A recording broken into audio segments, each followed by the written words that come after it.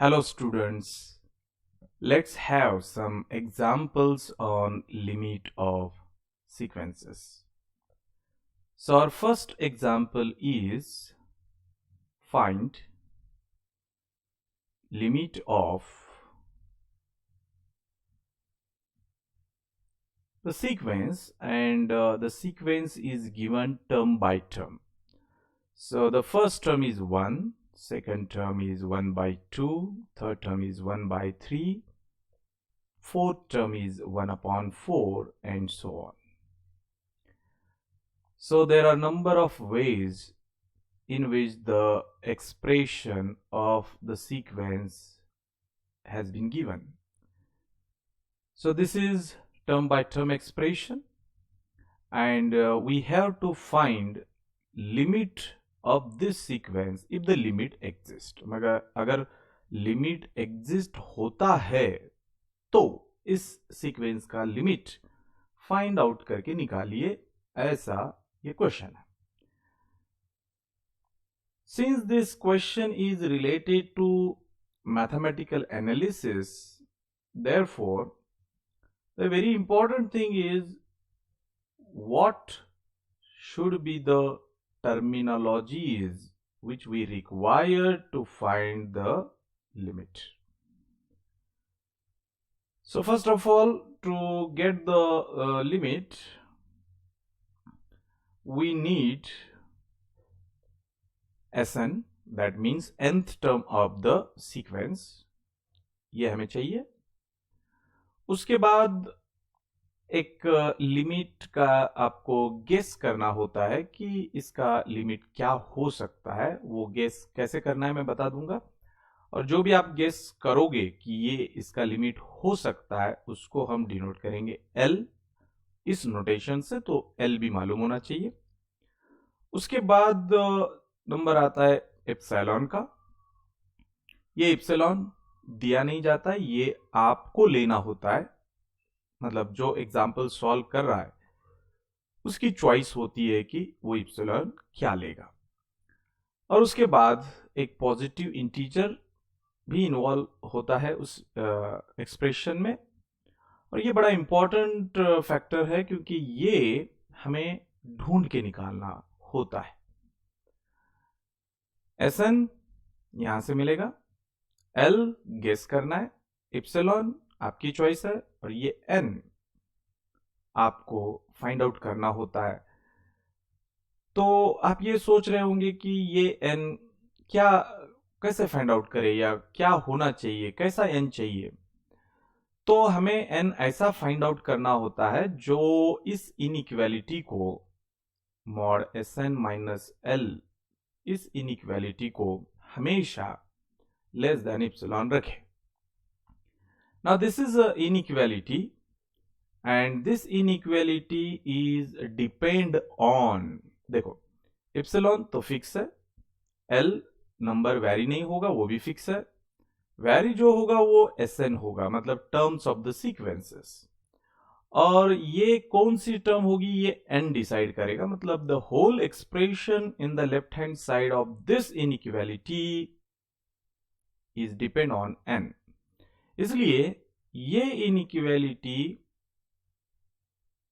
कौन से इस N को सेटिस्फाई होनी चाहिए. क्या एक N किसी फिक्स N को होनी चाहिए, या बहुत सारे N होंगे, और बहुत सारे N होंगे तो फिर वो कहां से आएंगे, क्या होंगे. तो यहां उसको जस्टिफिकेशन दिया जाएगा कि ये जो N है ये हमेशा ग्रेटर देन और इक्वल टू इस कैपिटल N से रहेगा.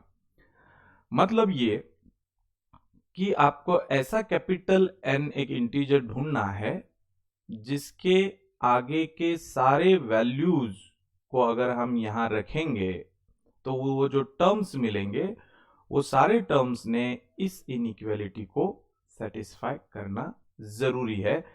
तभी इस L को हम उस सीक्वेंस का लिमिट बोल सकते हैं. तो एनालिसिस क्या करना है इसकी बात तो आपको समझ में आ गई. ना हम सॉल्यूशन लिखने की कोशिश करते. गिवन सीक्वेंस में फर्स्ट टर्म 1 है, इस 1 को हम लिख सकते हैं 1 by 1. सेकेंड टर्म 1/2 है, थर्ड टर्म 1/3 है। तो it's a very obvious observation that in each term there is a fraction, and in each fraction the numerator must be 1. Her term का न्यूमरेटर 1 ही है, तो 1 वेरी नहीं हो रहा है, लेकिन डिनोमिनेटर वेरी हो रहा है। फर्स्ट टर्म में डिनोमिनेटर 1 है, सेकेंड टर्म में डिनोमिनेटर 2 है, थर्ड टर्म में 3 है, फोर्थ टर्म में 4 है। तो इससे एक लॉजिकल रीजनिंग हम बना सकते हैं कि 10th टर्म क्या होगी। ये फर्स्ट 4 टर्म्स को ऑब्जर्व करके अंदाजा लगाया जा सकता है कि 10th टर्म होगी 1/10, 11th टर्म होगी 1/11, 100th टर्म होगी 1/100। तो मुझे चाहिए nth टर्म। तो इससे हम अंदाजा लगा सकते हैं कि गिवन Sn जो होगा वो होगा 1/n। तो चलो मिल गया Sn। अब हमें अंदाजा लगाना है कि L की वैल्यू क्या होगी, that is our totally guess. अब ये गेस करने के लिए आपको थोड़ा रफ वर्क करना होगा। जो आपने nth टर्म निकाला उस nth टर्म का आप लिमिट लेंगे as n tends to infinity, और इस लिमिट का जो आंसर आएगा वही आपका गेस होगा L के लिए। That means I have to find limit as n tends to infinity of 1/n. We know that in the case of infinite limit, the variable which is tending to infinity, if it is present in the denominator, then the whole fraction will become 0. So the limit of 1/n is 0. तो Sn का जब आप limit लेते हो और उस limit का जो आंसर होता है वही आंसर L के लिए इक्वेट किया जाएगा। तो यहां हमको L लेना होगा 0। उसके बाद एप्सिलॉन चॉइस आपकी है, तो इसलिए हम यहां लिखेंगे फॉर गिवन एप्सिलॉन। एप्सिलॉन की खास बात ये होती है कि इट इज द स्मॉलेस्ट। अब वो कितना स्मॉलेस्ट लेना है दैट यू डिसाइड, लेकिन पॉजिटिव होना चाहिए। तो एप्सिलॉन ग्रेटर देन 0। इसको सॉल्व करने के लिए एप्सिलॉन की एक फिक्स पर्टिकुलर वैल्यू भी आप ले सकते हो, जैसे कि 1/10, 1/100 या ओनली 1, 2, 3 व्हाटएवर, लेकिन वो पर्टिकुलर वैल्यू हो जाएगी। आप वो भी ले सकते हो। अगर आपको पर्टिकुलर वैल्यू न लेकर सॉल्व करना है तो कोई इश्यू नहीं है। ये एप्सिलॉन आपने लिया जो कि पॉजिटिव है, और पॉजिटिव नंबर जो मर्जी आप ले सकते हो एप्सिलॉन के इक्वल में। लेकिन फिलहाल मैं यहां पर एप्सिलॉन को एप्सिलॉन ही रख देता हूं। I am not considering any particular value of epsilon. Okay, उसके बाद ये तो ले लिया एप्सिलॉन। अब नंबर आता है इस n का, तो वो n आपको फाइंड आउट करना होता है। तो यहां लिखेंगे हम we must find capital N, जो कि पॉजिटिव इंटीजर है।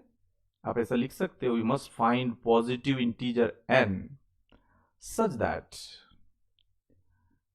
आपको ऐसा कैपिटल N ढूंढना है जो इसको सेटिस्फाई करेगा, सच दैट मॉड Sn आपका है 1/n माइनस L आपका है 0 जो आपने गेस किया था, that should be less than epsilon, and it is true for, देखो ये जो इनइक्वालिटी है it depends on small n, तो वो कंडीशन हम स्मॉल n पे डालेंगे कि ये n ग्रेटर देन और इक्वल टू कैपिटल N जो आप फाइंड करोगे। अब ऐसा n ढूंढने के लिए तो n जो ढूंढना है वो ऐसा होना चाहिए जो इस कंडीशन के साथ इसको सेटिस्फाई करेगा। तो इसलिए हम यहां कंसीडर करेंगे, consider that inequality mod 1/n - 0 is 1/n less than epsilon for n greater than or equal to n. Now n is natural number, and we know that every natural number is always positive. So since n is positive, therefore its reciprocal 1 upon n is also positive. And if I know 1 upon n is positive, then its mod is also positive. So mod लिखने की अब जरूरत नहीं है, because inside quantity I know it is positive, तो mod को हमने निकाल दिया। लेकिन याद रखिए, हमेशा आप मॉड को नहीं निकाल सकते। मॉड को आप तभी निकालेंगे जब आपको ये चीज की गारंटी होगी कि मॉड के अंदर जो एक्सप्रेशन है दैट मस्ट बी पॉजिटिव। अगर आपके पास गारंटी नहीं है तो आप मॉड एज इट इज रखेंगे, ठीक है। And this is less than epsilon for n greater than or equal to n. Now how to get capital N? तो देखिए, यहां हमको कैपिटल N दिखाई दे रहा है और वो कैपिटल N ये चीज को सेटिस्फाई कर रहा है। तो हमें कोशिश ये करनी चाहिए कि ऐसा ही एक्सप्रेशन इधर दिखे। अब ऐसा ही इसका मतलब होता है स्मॉल n न्यूमरेटर में होना चाहिए, यहां भी न्यूमरेटर में होना चाहिए, और उसके बाद ग्रेटर दैन का सिंबल होना चाहिए। अब यहां पर n है लेकिन वो डिनोमिनेटर में है, मुझे उसको ऊपर लेना होगा। ऊपर लेने का तरीका यह है कि you have to take reciprocal. अब आप इसका रेसिप्रोकल लेंगे तो ये बेचारा नाराज हो जाएगा, ये बोलेगा ऐसे थोड़ी होता है, हम दोनों एक दूसरे के रिलेशन में है, आपने सिर्फ एक का ही रेसिप्रोकल लिया, तो बाय रूल मेरा भी लेना होगा। तो देखिए, रेसिप्रोकल इसका लेना है। क्यों लेना है? क्योंकि n को ऊपर करना है न्यूमरेटर में, तो मजबूरी में आपको इसका भी रेसिप्रोकल लेना पड़ेगा। तो जब रेसिप्रोकल लोगे आप, तो 1 अपॉन n का रेसिप्रोकल बन जाएगा n, और इप्सिलॉन के नीचे कुछ नहीं होता है, मतलब वो 1 होता है, तो उसका रेसिप्रोकल हो जाएगा 1 अपॉन इप्सिलॉन। लेकिन दिक्कत ये है कि this is not equality, this is less than sign. तो लेस देन साइन में जब आप रेसिप्रोकल लेते हो तो ये साइन चेंज हो जाता है, मतलब लेस देन की जगह आपको लिखना होगा greater than for n greater than और इक्वल टू n। चलो भाई, ये तो चीज हो गई कि ये n न्यूमरेटर में आ गया और उसके बाद का नोटेशन भी ग्रेटर देन है, यहां भी ग्रेटर देन है। तो जब ये दोनों, मतलब n और इसका साइन और यहां का n और उसका साइन जब मैच होता है, तब अपना काम पूरा हो जाता है। अब ये राइट साइड में जो 1 अपॉन इप्सिलॉन है, उसकी कुछ वैल्यू होगी, कुछ भी हो सकती है, फ्रैक्शन हो सकती है, इंटीजर हो सकती है। तो आपका कैपिटल n आपको मिलेगा इस वैल्यू से बड़ा। मान लीजिए 1 अपॉन एप्सिलॉन की वैल्यू 3.5 आती है, मान लीजिए, तो 3.5 से बड़ा कोई भी पॉजिटिव इंटीजर आप इस एग्जाम्पल के लिए सिलेक्ट कर सकते हो। वो चाहे 4 हो सकता है, 5 हो सकता है, 10 हो सकता है, 100 हो सकता है, लेकिन 3.5 से ग्रेटर होना चाहिए। आप n की वैल्यू 2 नहीं ले सकते, क्योंकि अगर आपका ये 1 अपॉन इप्सिलॉन 3.5 है तो आप 2 लेंगे तो ये n उससे बड़ा तो हो सकता है, लेकिन वो सारे n के लिए, फॉर ऑल n के लिए वैलिड नहीं होगा। दैट्स व्हाई जो भी कैपिटल n होगा, वो कैपिटल n हम ऐसे लिखते हैं, सिलेक्ट और choose capital N greater than 1 by epsilon. And the interesting thing is, ये जो कैपिटल N हमको ढूंढना था, we must find लिखा था इधर, वो तो मिल गया और वो आपके ऊपर छोड़ दिया है कि आप जो मर्जी आए ले लो, लेकिन शर्त ये है कि 1 अपॉन इप्सिलॉन से वो बड़ा होना चाहिए। मतलब आपका existence of capital N is depend on the value of epsilon. तो सवाल नेचुरली ये आ सकता है स्टूडेंट्स के माइंड में कि क्या sir it is always n is depend on epsilon? तो ऐसा नहीं है, कभी वो इप्सिलॉन पे डिपेंड होगा, कभी वो इप्सिलॉन पे डिपेंड नहीं होगा। यहां लेकिन इस केस में capital N is depend on epsilon. अगले एग्जाम्पल में हम वो भी केस देखेंगे जिसमें n इप्सिलॉन पे डिपेंड नहीं रहेगा, लेकिन फिलहाल तो वो इप्सिलॉन पे डिपेंड है। तो हमें मिल गया कैपिटल N, जो हमने जो इप्सिलॉन लिया था उसी पे डिपेंड है। तो इप्सिलॉन की वैल्यू आप जो मर्जी आए ले लीजिए, उसके हिसाब से आपको n भी मिल जाएगा। सो अब हमारा n मिल गया, तो हम यहां लिख सकते हैं कि therefore we got a positive integer n such that mod Sn minus L less than epsilon for all n greater than or equal to that capital N. That is mod value of Sn is 1 by n minus 0 less than epsilon for all n greater than or equal to n. तो inequality भी satisfy हो रही है, और वो inequality satisfy होने के लिए ये होना जरूरी है, और ये होने के लिए वो ऐसा कैपिटल N का एग्जिस्ट होना जरूरी था। वो तो हमने प्रूव कर दिया कि एग्जिस्ट हो रहा है, इसलिए अब इस डेफिनेशन में कोई दिक्कत नहीं है। That's why you can say that limit of the given sequence is 0। और ये जो मैंने कहा limit of given sequence is 0, that उसका सिंबॉलिक प्रेजेंटेशन आप ऐसा लिख सकते हो, limit as N tends to infinity Sn is equal to 0. So this is your what? Final answer. Okay. Now let us have another example, and that example is find limit of the sequence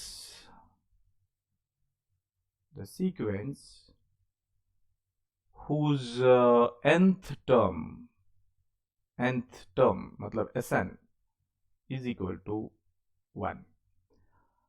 इसका मतलब कभी कभी sequence term by term दी जाती है, या कभी sequence के बारे में बोला जाता है और उस सीक्वेंस का सिर्फ nth टर्म आपको प्रोवाइड किया जाता है, ऐसा भी होता है। तो यहां पर हमें nth टर्म दिया है। As per the rule of analysis, we need two basic ingredients to check or to find the limit of sequence. The first ingredient is Sn, that is given 1. Second ingredient is L, that you have to guess what should be the L, वो हम निकाल लेंगे थोड़ी देर में। और third component और third ingredient is epsilon, जो कि ग्रेटर देन 0 होता है, और वो आपकी चॉइस होती है, आपकी मर्जी, आप जो चाहे ले सकते हो, लेकिन पॉजिटिव होना चाहिए। और इंपॉर्टेंट होता है इसका एग्जिस्ट होना, ऐसा n आपको मिलना चाहिए जो उस इनइक्वालिटी को सेटिस्फाई करेगा। तो अब L का गेस मुझे करना है, तो L का गेस करने के लिए मैंने एक तरीका बताया था आपको। The method is take the limit of nth term tending n tending to z infinity, sorry.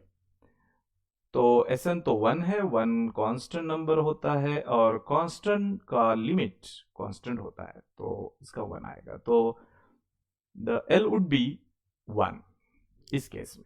Epsilon तो हम लेंगे, और अभी हमको बस n फाइंड आउट करना है जो उस इनइक्वालिटी को, मतलब जो डेफिनेशन थी लिमिट की, उसको सेटिस्फाई करेगा। तो यहां पर ये सारी चीजें हो गई। तो अभी सॉल्यूशन में हम लिखते हैं गिवन इप्सिलॉन ग्रेटर देन 0, और ये इप्सिलॉन लेने के बाद आपको ये स्टेटमेंट लिखना होता है कि given epsilon greater than 0, we must find a positive integer denoted by capital N such that mod Sn minus L less than epsilon for all n greater than or equal to n, right? That means we have to take or select any integer such that ये inequality satisfy होनी चाहिए. Now consider this Sn minus L less than epsilon for n greater than or equal to n. Now put Sn is equal to 1 and L equal to 1, and this is less than epsilon for n greater than or equal to n. So this 1 minus 1 is 0, and the mod of 0 is 0, less than epsilon for n greater than or equal to n. Now what we got? Oh my god, 0 less than epsilon means epsilon is greater than 0. Is it true? Yes, it is true. Epsilon is always greater than 0. इसी चीज को आप ऐसा भी लिख सकते हो. तो ये तो बात सही है ना, इसमें तो कोई दिक्कत है नहीं. तो ये सेटिस्फाई हो रहा है क्योंकि आपका जो वैल्यू होता है ये वैल्यू हमेशा एप्सिलॉन से छोटा आना चाहिए. तो आपका वैल्यू 0 आ गया. Now just you have to check whether that 0 is less than epsilon और नॉट, और एप्सिलॉन से 0 छोटा होता है. तो इसका मतलब ये ट्रू है. और फिर n आप क्या ले सकते हो? तो अभी आपकी मर्जी, कुछ भी ले सकते हो. तो आप 0 नहीं ले सकते n की वैल्यू, क्योंकि पॉजिटिव इंटीजर लेना है. तो पॉजिटिव इंटीजर शुरुआत ही होता है 1 से. तो यहां पर आप n जो है वो 1 या 1 से 1 ही लेना होगा. 1 से बड़ा भी नहीं ले सकते आप, एग्जैक्टली 1 लेना होगा. तो यहाँ लिखते हैं we got capital N whose value should be 1 such that mod Sn minus L less than epsilon for n greater than or equal to n, and hence the limit of this sequence as tending to infinity is 1. इस case में जो आपको capital N मिला, देखिए ये capital N epsilon पर depend नहीं है ना. तो इस तरीके से आप डेफिनेशन ऑफ लिमिट को डायरेक्ट एग्जांपल्स में सॉल्व कर सकते हो.